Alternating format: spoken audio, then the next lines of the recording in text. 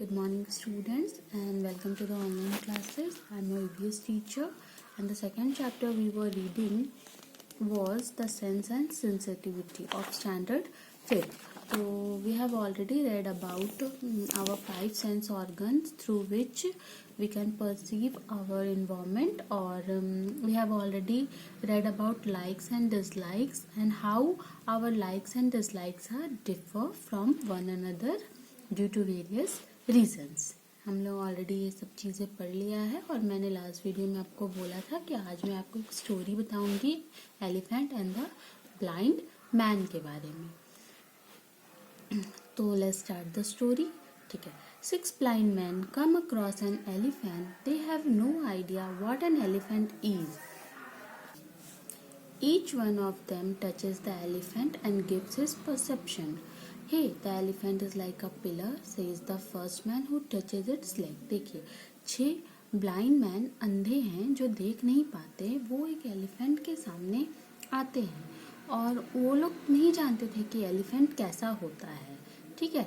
तो हर एक लोग ने छू छू कर अपना कुछ परसेप्टिव यानी परसेप्शन बताया कि ऐसा हो सकता है. तो पहले जो आदमी था वो उसने बोला कि ये तो एक पिलर है. क्यों? क्योंकि उसने उसका पैर को टच किया तो वो एक मोटा पिलर के समान उसको लगा. दूसरा बोला नहीं नहीं ये तो एक रस्सी है, क्योंकि उसने जो टच किया वो उसका टेल था, पूंछ था. Oh no, it is like a rope, says the second man who touches the tail. Oh no, it is like a thick branch of tree, says the third man who touches the trunk of the elephant. तीसरा बोला नहीं नहीं ये तो एक कोई पेड़ का बड़ा मोटा टहनी है जो, और उसने उसका सूंड ट्रंक को टच किया. नहीं ये.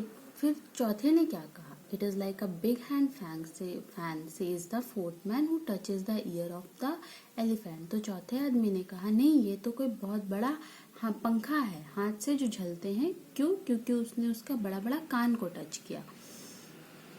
It is like a huge wall, says the fifth man who touches the belly of the elephant.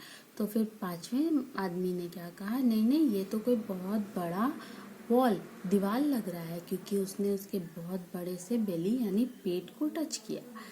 फिर छठे आदमी ने क्या कहा? It is like a solid pipe, says the sixth man who touches the tusk of the elephant. तो उसने कहा कि नहीं नहीं ये तो मुझे कोई सॉलिड पाइप लग रहा है, क्योंकि उसने उसका टस्क दोनों जो सूंड था, सूंड के बगल में दांत था, उसको टच किया. तो वैसे तो सारे गलत थे, तो all were in a wrong way, but each blind man is partly right. This story shows that every person has a different perspective of viewing something. तो यहाँ पे लेकिन कुछ कुछ मायनों में ये लोग सारे सही भी थे. सही इसलिए थे क्योंकि हर एक आदमी के पास अपना सोचने और समझने का अलग शक्ति होता है. तो इस स्टोरी से हम ये जान पाए कि हम लोग जो सोचते हैं समझते हैं चीज़ों के बारे में वो अलग अलग हो सकता है, और वो डिपेंड करता है हमारे सोचने और समझने की शक्ति पे. तो अब है next topic is your differently abled. तो we are dependent on our senses to perceive our environment. However, we realize their importance only when one or more of sense fails to work. देखिए, अब मैंने आपको पहले भी बताया था कि हमारे पास 5 सेंस ऑर्गन्स है जिसके थ्रू हम एनवायरनमेंट के बारे में जान पाते हैं. लेकिन अगर इनमें से कोई भी एक सेंस ऑर्गन हमारा सही से काम नहीं करे तो हम फेल हो जाते हैं अपने काम में. तो people with disabilities do not want to be pitied or to be differently behaved with. They just want to live a normal life. The blind have to be guided. The mentally challenged need to be assisted, and the physically challenged need help to get things done from him or her. We have to play our part in helping them survive in this world with dignity and ease. A friendly handshake or a warm smile can do a lot and build up confidence in a person. We should not pity them or feel sorry for them. Just would make them feel inferior, and they can just ask for help if they need any. For every human being, dignity and respect are the most important thing. No one desires to be looked down upon or pitied by others.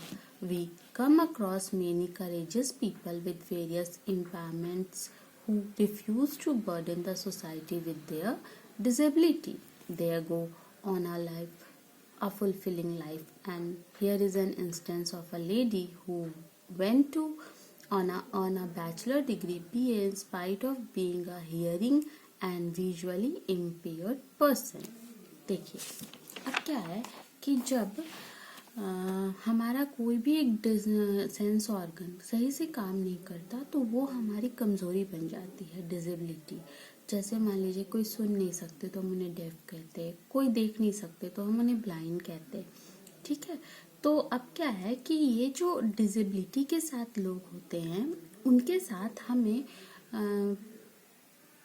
उन पे तरस नहीं खाना चाहिए, बल्कि उनके साथ हमें वैसा ही बिहेव करना चाहिए जैसा हम एक नॉर्मल इंसान के साथ बिहेव करते हैं, क्योंकि वो भी एक नॉर्मल लाइफ डिजर्व करते हैं जैसे कि हम। तो अगर कोई अंधा इंसान है जो देख नहीं पाता, ब्लाइंड है, तो आप क्या करेंगे?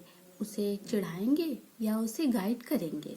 उसी तरह से अगर कोई मेंटली चैलेंज पर्सन है, यानी जिसका दिमाग सही से नहीं काम करता या स्लो है, तो हम उसका मजाक नहीं उड़ाएंगे, बल्कि उनको असिस्ट करेंगे, उनके कामों में उनको हेल्प करेंगे।